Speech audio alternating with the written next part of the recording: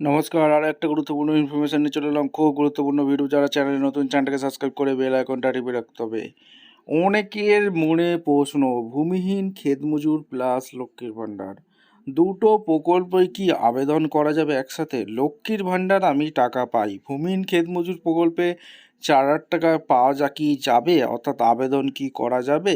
এটাই হচ্ছে সবার মনে একটাই কোশ্চেন। লক্ষ্মীর ভাণ্ডার পাচ্ছেন, ভূমিহীন ক্ষেতমজুর আবেদন করতে পারবেন?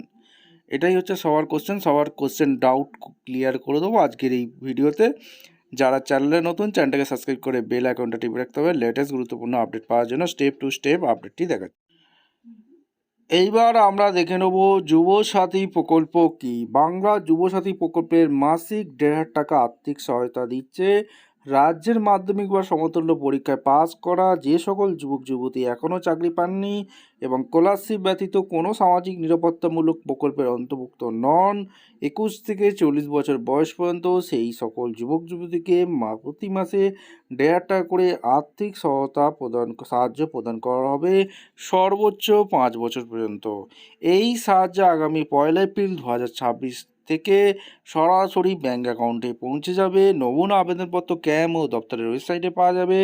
www.postjubo.gov.in থেকে ডাউনলোড করা যাবে। এইবার আমরা দেখে নেব সকল ক্ষেত মজুর তার জন্য বার্ষিক 4,000 টাকা যে সহায়তা দেওয়া হচ্ছে, এই প্রকল্পটা কি। যে সকল ক্ষেত মজুর নিজস্ব কৃষি জমি নেই, যারা ভাগ চাষি হিসাবে নথিভুক্ত নন, তারা কৃষক বন্ধু নতুন প্রকল্পের সুবিধা পান না। সেই সকল ক্ষেতমজুর এই প্রকল্পের আওতায় আসবেন। 2 কিস্তিতে 2,000 টাকা করে মোট 4,000 টাকা সহায়তা প্রদান করা হবে প্রতি বছর খরিফ ও রবি মরশুমের প্রারম্ভে। আগামী 15 থেকে 26 ফেব্রুয়ারি 2026 পর্যন্ত বিধানসভা ভিত্তিক ক্যাম্পের মাধ্যমে আবেদনপত্র বিলি করা হবে এবং পূরণ করা হবে, আবেদনপত্র জমা নেওয়া হবে। এবার লক্ষ্মীর ভাণ্ডার প্রকল্পটা কি সেটাও আমরা জেনে নিই।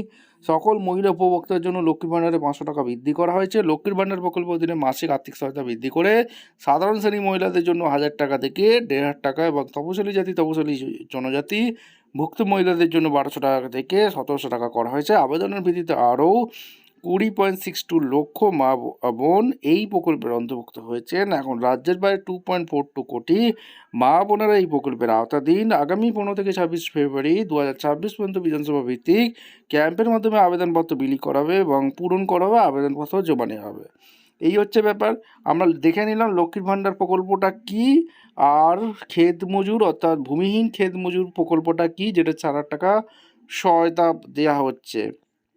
যে সকল মহিলারা লক্ষ্মীর ভাণ্ডার টাকা পান, তারা ভূমিহীন ক্ষেত মজুরে আবেদন করতে পারবে। এখানে কোনো সমস্যা নেই, ঠিক আছে, আবেদন করা যাবে। কিন্তু টাকা পাবে কি না সেটা সরকার ঠিক করবে। আপনারা আপনারা অনেক ক্যাম্পে গিয়ে জিজ্ঞাসা করে নেবেন, যে অফিসার থাকবে, যে আমি লক্ষ্মীর ভাণ্ডার পাই, আমি ভূমিহীন ক্ষেত মজুরে কি আবেদন করতে পারবো? এই কথাটা জিজ্ঞাসা করে আবেদন করতে পারবেন, কারণ সরকারি নির্দেশিকা এখন আমরা পাইনি। মোটামুটি একটা আপনাদের ধারণা দিয়ে দিলাম, আপনারা জেনে তারপর ফর্ম ফিল আপ করতে পারবেন, ঠিক আছে। আগে জেনে নেবেন যে দুয়ারে সরকার ক্যাম্পে অফিসার থাকবে, যে আমরা লক্ষ্মীর ভাণ্ডার পাই, আমরা কি ক্ষেত মজুরের আবেদন করতে পারবো? যদি বলে হ্যাঁ পারবেন, আবেদন করে দেবেন। যদি বলে না পারবেন না, তাহলে আবেদন করার দরকার নেই, রিস্ক নেওয়ার দরকার নেই, ঠিক আছে। আর একটা জিনিস বলে রাখি, যে সকল মহিলারা লক্ষ্মীর ভাণ্ডার পায় তারা কিন্তু যুবসাথী আবেদন করতে পারবে না, এটা একদম 100% শিওর বলে রাখলাম। ঠিক আছে, যে সকল মহিলারা লক্ষ্মীর ভাণ্ডার পায় তারা যুবসাথী আবেদন করতে পারবে না। লক্ষ্মীর ভাণ্ডার যারা পায় তো ক্ষেত মজুরের জন্য আবেদন করতে পারবে, কারণ এই প্রকল্পটা আলাদা। আর এই লক্ষ্মীর ভাণ্ডার প্রকল্পটা আলাদা, আর ক্ষেত মজুরের কৃষক যারা শুধুমাত্র চাষবাস করে তাদের জন্য এই প্রকল্পটা। এই হচ্ছে ব্যাপার, আপনারা একটু জেনে নেবেন যে আবেদন করা যাবে কি না। এবার কীভাবে কি আবেদন করবে সেই প্রসেসটা ঠিকঠাক করতে হবে, নাহলে কিন্তু আবেদনটা গ্রহণযোগ্যই হবে না, ঠিক আছে। সেই প্রসেসটা আপনাদের বলে দিই। যারা লক্ষ্মীর ভাণ্ডার পায় তারা ভূমিহীন প্রকল্পে ভূমিহীন যে সহায়তা, ক্ষেত মজুর সহায়তা, তারা আবেদন করতে পারবে, কিন্তু ফর্মটা ঠিকঠাক করতে হবে। সমস্ত কিছু এখানে নমিনি ডিটেলসটা ভালো করে বসে দিতে হবে। নমিনি ডিটেলস অবশ্যই বসাতে হবে, এখানে ডেট অফ বার্থটা ক্যালকুলেশন করে বসাতে হবে। আর এখানে সমস্ত কিছু এখানে দিতে হবে।